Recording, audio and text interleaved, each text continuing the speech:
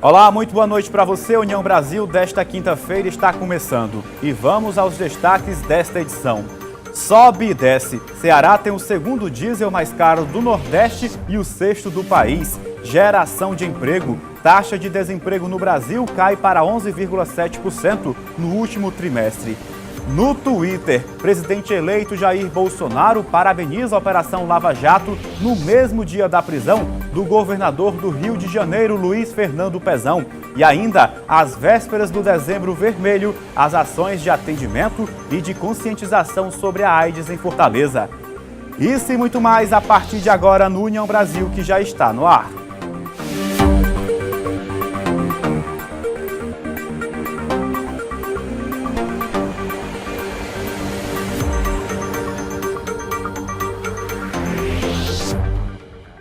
A Procuradora-Geral da República, Raquel Dodge, afirmou nesta quinta-feira que havia infrações criminosas muito graves ocorrendo no Rio de Janeiro ao justificar a prisão do governador do estado, Luiz Fernando Pezão, do MDB. O vice-governador Francisco Dornelles assume o governo interinamente. Pezão foi preso por volta das 6 horas da manhã no Palácio Laranjeiras, residência oficial do chefe do estado. Além do governador, outras 6 pessoas foram presas na operação batizada de Boca de Lobo. Entre elas, os secretários de Obras, Irã Peixoto Júnior, e de Governo, Afonso Henriques Alves, e o sobrinho do governador, Marcelo Santos Amorim. Dodge explicou, embora que as investigações sejam realizadas há algum tempo, as prisões foram necessárias, porque os crimes como de organização criminosa e de lavagem de dinheiro ainda estão em curso. Segundo o Ministério Público Federal, o MPF, Pezão operava esquema de corrupção próprio. Ele foi vice do governador Sérgio Cabral e também participou do esquema liderado pelo ex-governador que está preso. Segundo o Ministério Público Federal, há registros documentais do pagamento em espécie a Pezão de mais de 39 milhões de reais no período de 2007 a 2015. De acordo com os investigadores, o valor é incompatível com o patrimônio declarado pelo MDBista à Receita Federal. 4 dos 5 governadores eleitos de 1998 a 2018 no Rio de Janeiro foram ou estão presos. Sérgio Cabral, Antony Garotinho e Rosinha Mateus foram presos quando já não eram mais governadores. Pezão foi preso em exercício do mandato. A exceção é o Wilson Whitson, do PSC, que toma posse somente em 1º de janeiro de 2019. E mudando de assunto, a taxa de desemprego no Brasil caiu para 11,7% no trimestre encerrado em outubro, mas ainda assim atinge 12 milhões de brasileiros, segundo dados divulgados hoje pelo IBGE. Quem conta pra gente é a Lígia Xavier, direto da nossa redação de jornalismo. Boa noite, Lígia. Boa noite a todos, isso mesmo. Essa foi a 7ª queda mensal seguida do desemprego no país e da taxa mais baixa desde o trimestre terminado em julho de 2016, quando foi de 11,6%. Em termos de contingente, o número de desempregos é o menor desde dezembro do ano passado, quando o país reunia 12,3 milhões de desocupados. Na comparação com o mesmo período do ano passado, o número de pessoas que procuram trabalho e não encontram caiu 3,1%. Apesar do mercado de trabalho seguir em trajetória de recuperação, os dados do IBGE mostram que a queda do desemprego continua sendo puxada pelo aumento do trabalho informal e por conta própria. O número de empregados sem carteira assinada subiu 4,8% na comparação com o trimestre anterior, o maior da série histórica da pesquisa, iniciada em 2012. Já a categoria dos trabalhadores por conta própria cresceu 2,2% na comparação com o trimestre anterior e 2,9% em relação ao mesmo trimestre de 2017. O número de trabalhadores com carteira assinada ficou estável em ambas as comparações, segundo o IBGE, somando 32,9 milhões de pessoas no trimestre encerrado em outubro. Eu volto com você aí no estúdio. Obrigado, Lígia, pelas informações. E se você está em busca de uma oportunidade no mercado de trabalho, boa sorte. O diesel no Ceará é o mais caro do Nordeste e o sexto do país. É o que aponta uma pesquisa da Agência Nacional de Petróleo, ANP. Mas a assessoria do Sindicato dos Empresários de Postos de Combustíveis do Ceará disse que o valor médio do diesel está variando. Não é novidade nenhuma que o trabalhador, especialmente do transporte de cargas, costuma reclamar do custo do diesel no Brasil. No Ceará, então, o valor médio do combustível para o consumidor final já é o mais alto do Nordeste. No momento, aqui no estado, o preço médio é de R$ 3,85, sendo o valor mais elevado identificado no município de Icó, onde já é comercializado a R$ 3,97. Em seguida aparecem as cidades de Crateús e de Itapipoca. O levantamento foi realizado em 60 postos de combustível de 10 cidades do Ceará. Mas, segundo o assessor do Sindipostos, os valores têm oscilado bastante nos últimos anos. E o custo depende de muitos fatores. Por exemplo, da forma como o combustível chega aqui no estado. Ele chega via marítimo e como o nosso porto está com dificuldade, vem muita coisa terrestre vindo de Guamaré, no Rio Grande do Norte, e vindo de Pernambuco. Então isso também encarece. Outro fator que faz o diesel subir é o fato de não ter mais subsídio. Durante muito tempo, o governo brasileiro fazia com que o diesel ficasse barato. Agora não, ele está tendendo a ficar próximo à gasolina. O valor do diesel mais elevado prejudica toda a cadeia produtiva do país. Os trabalhadores dos transportes de mudanças, bens e de cargas do Ceará, por exemplo, passam a ter custos mais altos para fazer o deslocamento dos produtos. Por isso, recentemente, eles entraram em greve. O presidente do sindicato da categoria disse que os caminhoneiros não conseguiam mais nem cobrir os custos do transporte. Se o óleo aumenta 5% do valor do litro, sim, e eu não tenho um reajuste na minha tabela, por isso essa flutuação ela tem que ser igual para ambas as partes, não pode ser só para um lado só. E o que estão fazendo é simplesmente para o lado do transportador. Por isso os caminhoneiros a nível nacional estão se organizando que a partir de janeiro, se eles não colocarem um ponto final nessa negociação que foi feita, tudo aquilo que eles fizeram anteriormente vão voltar de novo. E não há perspectiva alguma de redução do valor médio do diesel no país. Pelo contrário, o que se sabe é que os preços podem continuar oscilando, ora para baixo, ora para cima. Aqui no Ceará, nós temos uma época que estamos com o do diesel mais caro do Brasil. Em outras ocasiões, desce. Porque às vezes a campanha das fornecedoras, que são as distribuidoras, que fazem o diesel cair. Mas aí elas cortam, aí sobe. A manhã desta quinta-feira foi de protesto no terminal de Antônio Bezerra, em Fortaleza, contra o projeto em teste da Prefeitura da capital de extinguir a função de cobrador do transporte público na cidade. A dona Regina é usuária do transporte público de Fortaleza e diz que não apoia o projeto piloto de extinguir o trabalho do cobrador de ônibus. Segundo ela, muitos pais e mães de família terão que enfrentar a quilométrica fila de desemprego que já afeta mais de 12 milhões de brasileiros. Eu acho uma covardia, porque será mais de 4 mil funcionários desempregados. E todos são pais de família, são mães de famílias, cada um tem sua família. Já não tem emprego. Para os que estão desempregados, imagine para os que vão ficar desempregados. Pensando nisso, o Sindicato dos Trabalhadores Rodoviários do Ceará, o Sintro, com apoio de diversas centrais sindicais, realizou hoje um protesto no terminal do Antônio Bezerra, em Fortaleza, contra o projeto da Prefeitura de Fortaleza. Hoje é mais uma mobilização da nossa categoria, contra o projeto piloto que foi enviado para o Sindônibus, a mando do prefeito Roberto Cláudio, para implantar um projeto piloto para desempregar mais de 4.500 pais de famílias, mães de famílias, aqui no transporte público aqui de Fortaleza. A categoria reforça ainda que os protestos seguirão até que o prefeito Roberto Cláudio aceite dialogar. A possibilidade de uma greve geral não está descartada. Nós vamos chamar uma assembleia na primeira quinzena de dezembro e aí a nossa categoria poderá decretar uma greve aqui em Fortaleza, região metropolitana, em defesa do emprego da nossa categoria.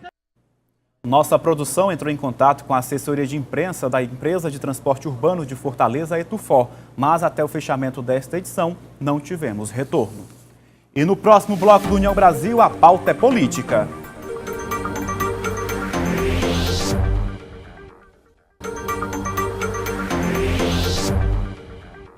Voltamos com União Brasil. Após prisão de Pezão, Bolsonaro afirma no Twitter que estar contra a Lava Jato é estar contra o Brasil. Marcos Sintra é anunciado secretário da Receita e Marcos Troijo de Comércio Exterior. Futuro ministro da Infraestrutura diz que valor mínimo para o frete ainda é necessário.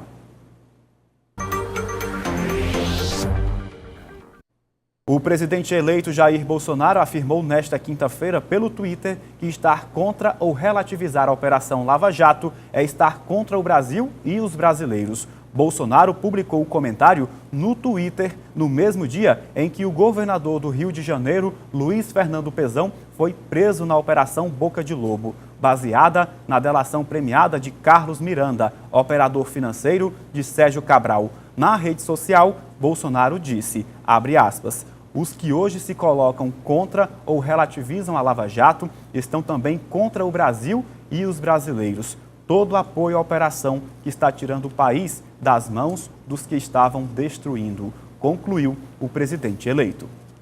O futuro ministro da Economia, Paulo Guedes, anunciou que o economista Marcos Sintra vai comandar a Secretaria Especial da Receita Federal e de Previdência do governo Bolsonaro. Guedes também informou que o economista, diplomata e cientista político Marcos Troijo será responsável pela Secretaria Especial de Comércio Exterior e Assuntos Internacionais. As duas secretarias ficarão subordinadas ao Ministério da Economia de Paulo Guedes. Em artigo publicado em sua página na internet, o economista critica a eventual criação do Imposto sobre Valores Agregados, o IVA, nos moldes do sistema utilizado por outros países.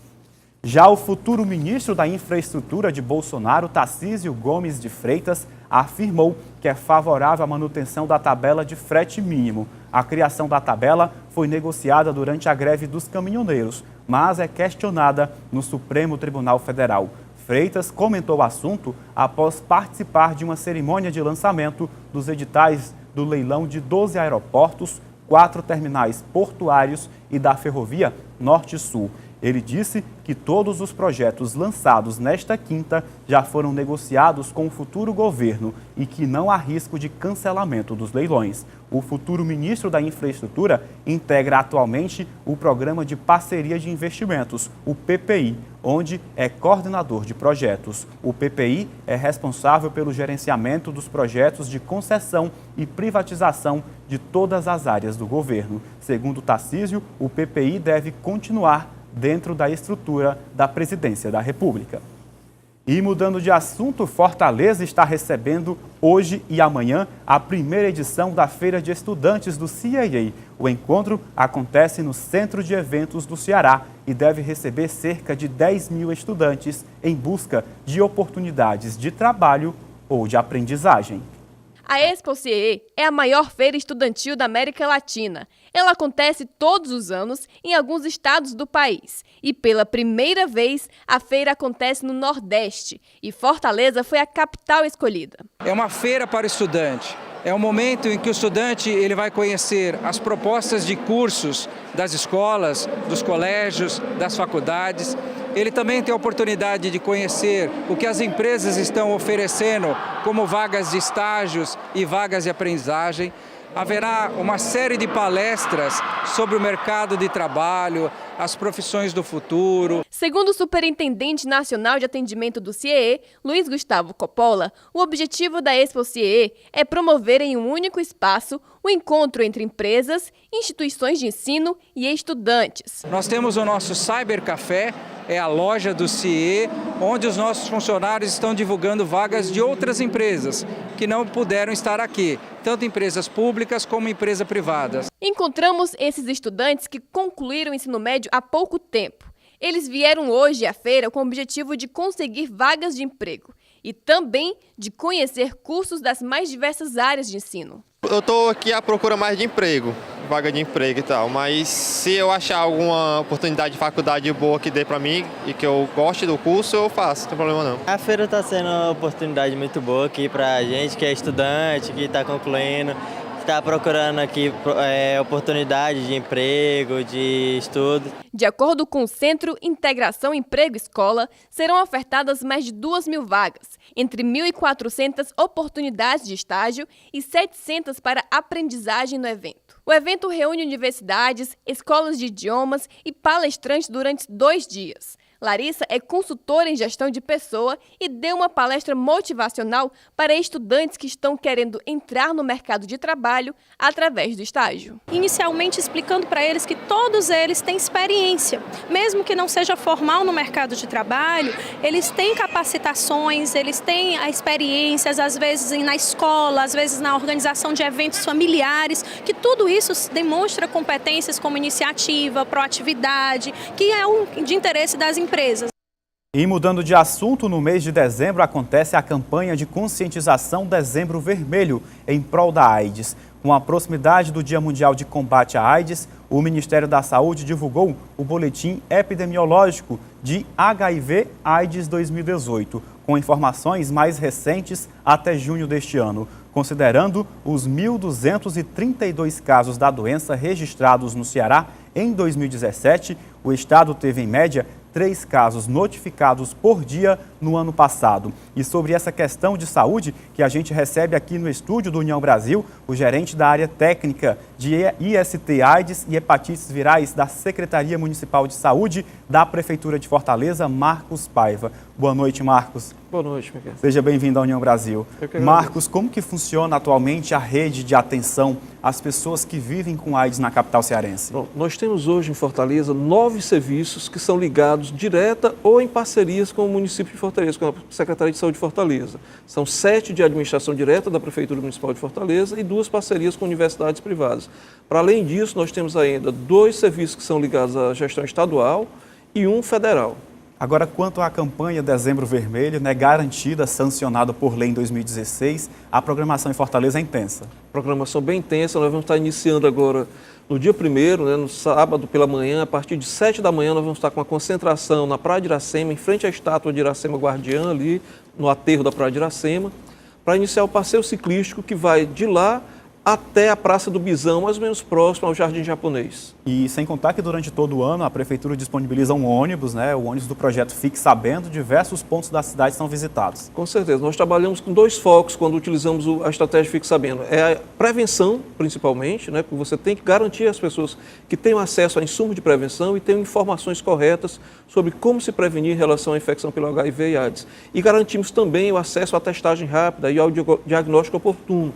Quando você tem condições de ter um diagnóstico precoce em relação à sua condição sorológica de pessoa vivendo com HIV, você tem condições também de iniciar o tratamento mais precocemente e garantir que a sua sorologia, ou seja, a quantidade de vírus no seu organismo vai estar baixa, vai estar sempre, a sua carga viral vai estar sempre baixa e vai chegar a um nível indetectável que você não vai mais transmitir para outra pessoa. E a porta de entrada desse paciente na rede pública do SUS no município? Nós temos várias portas, quer seja os postos de saúde, 112 postos de saúde aqui no de Fortaleza, que realizam testes rápidos ou testes convencionais. Nós temos o CTA Carlos Ribeiro, que funciona na Jacarecanga, dentro do posto de saúde Carlos Ribeiro, que é um centro de testagem, que as pessoas podem ir realizar o teste lá de segunda a sexta-feira, no horário da manhã e da tarde, sem necessidade de consulta, de agendamento, ela não precisa fazer nenhum tipo de agendamento, ela vai, manhã e tarde ela pode fazer o teste se ele desejar. E a partir daí, caso o resultado seja reagente, ele sai já com encaminhamento para um dos serviços especializados. Então, independente do resultado, o acompanhamento já é garantido naquele momento, independente se seja no ônibus, na rede pública, nos postos de saúde, no CTA. Isso, quando nós estamos em campanha no ônibus, nós já saímos com a quantidade de vagas garantidas para que, caso haja algum resultado reagente, essa pessoa já vá no dia certo para a consulta pré-agendada por nós, sem que ele tenha que passar por nenhum tipo de burocracia. Agora, quando a pessoa deve realizar esse tipo de exame?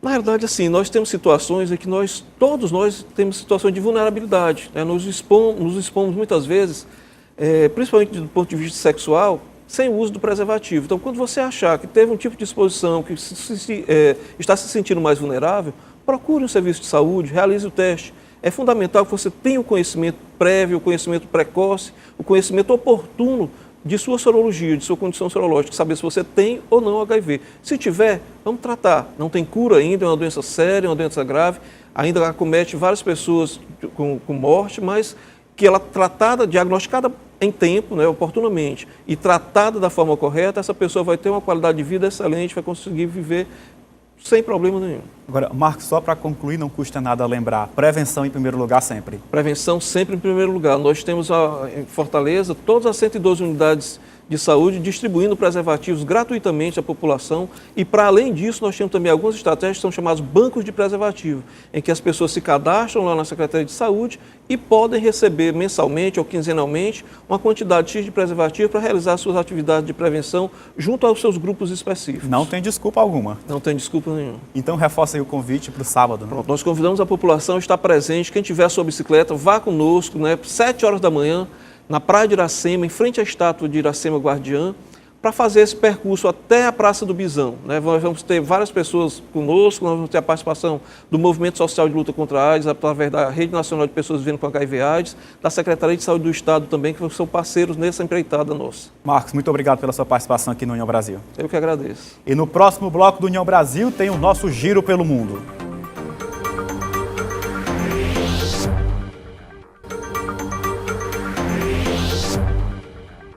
Estamos de volta com União Brasil e vamos agora ao nosso Giro pelo Mundo.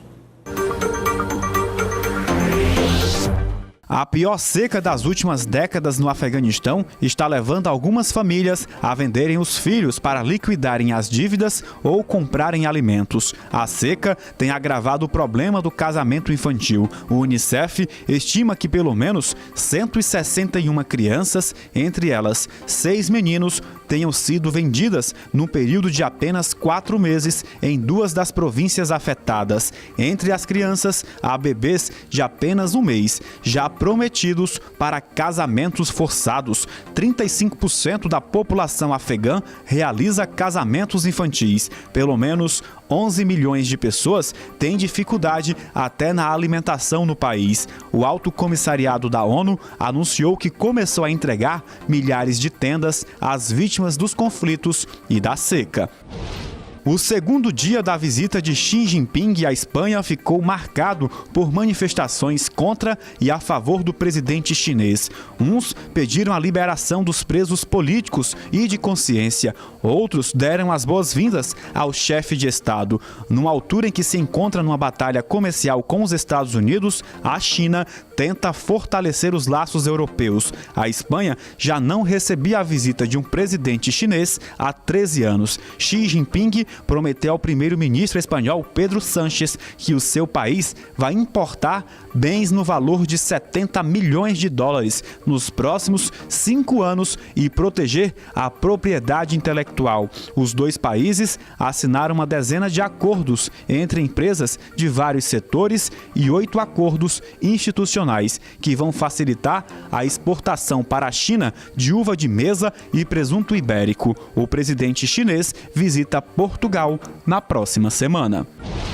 A guerra de palavras entre a Ucrânia e a Rússia não para de crescer desde o incidente no Estreito de Kerch, com os dois lados se acusando de provocações. Com a presença militar russa na Crimeia, no Mar Negro e no Mar de Azov, a Ucrânia pede ajuda. A Ucrânia parece não ter dúvidas sobre as ambições expansionistas do presidente russo Vladimir Putin. Com isso, o país pede ajuda à NATO para conter a Rússia. Desde 2014, os dois países travam uma verdadeira guerra territorial. O território da Crimeia vem sendo disputado com unhas e dentes pelos dois países, mesmo com certa reprovação da Organização das Nações Unidas, a ONU.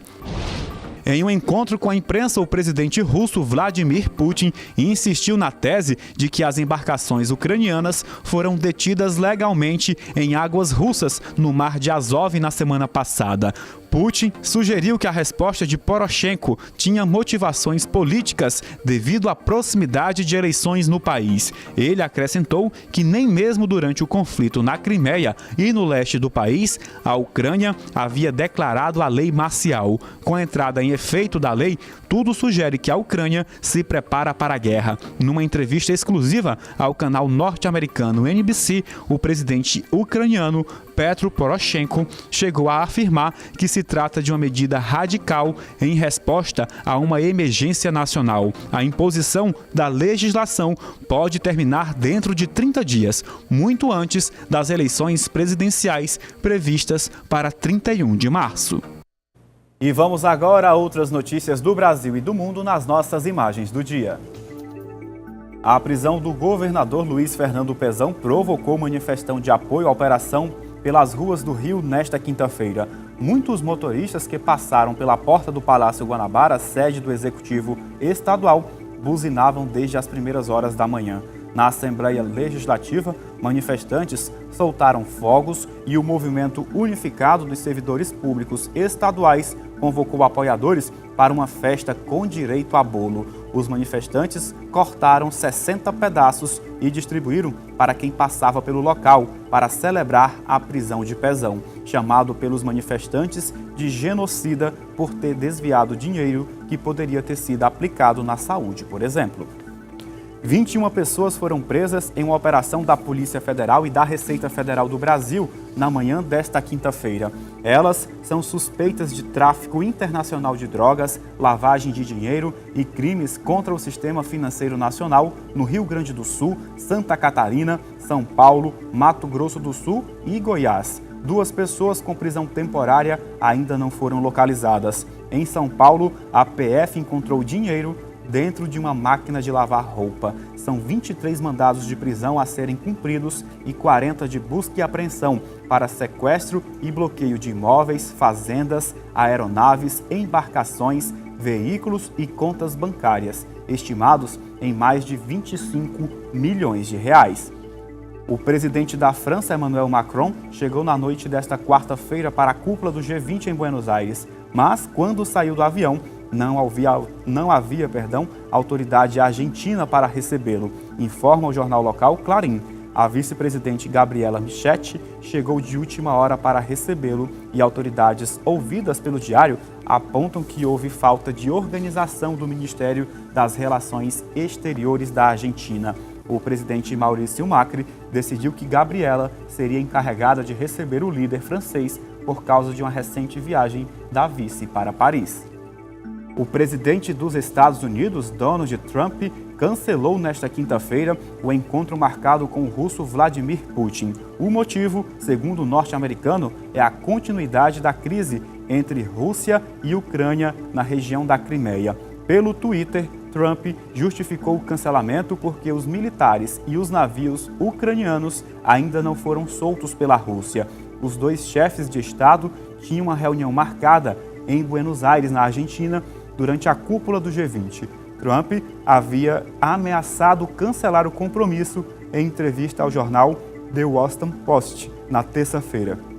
No entanto, confirmou nesta quinta que o encontro ocorreria. É um vai e volta, né? Trump e Vladimir Putin. E fica por aqui a edição desta quinta-feira. A seguir tem a reapresentação do programa da hora. E logo mais, às 21h30, tem a reprise do nosso telejornal. Para você do estado do Rio Grande do Norte, você fica agora com o jornal Aqui Notícias da TV União Natal. Uma ótima noite a todos e até amanhã. União Brasil, informação além da notícia.